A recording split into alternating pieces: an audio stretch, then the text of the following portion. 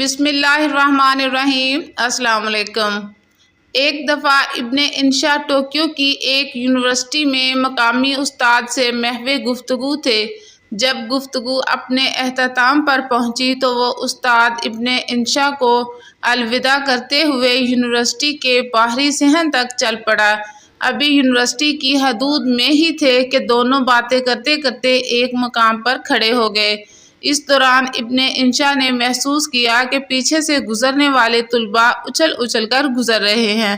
باتیں ختم ہوئی تو ابن انشا اجازت لینے سے پہلے یہ پوچھے بغیر نہ رہ سکے کہ محترم، ہمارے پیچھے سے گزرنے والا ہر طالب علم اچھل اچھل کر کیوں گزر رہا ہے؟ کیا اس کی کوئی خاص وجہ ہے؟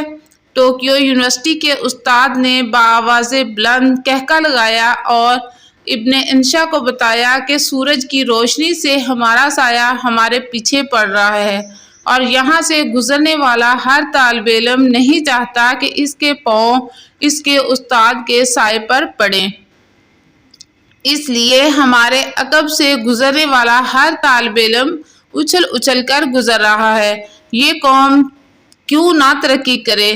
ہمارے معاشرے میں تو استاد کا احترام اس کے گریڈ اور عہدے سے منسلک ہے۔ ناظرین، اگر کہانی سے کچھ سبق حاصل ہوا ہو تو ویڈیو کو لائک اور چینل کو سبسکرائب لازمی کریں۔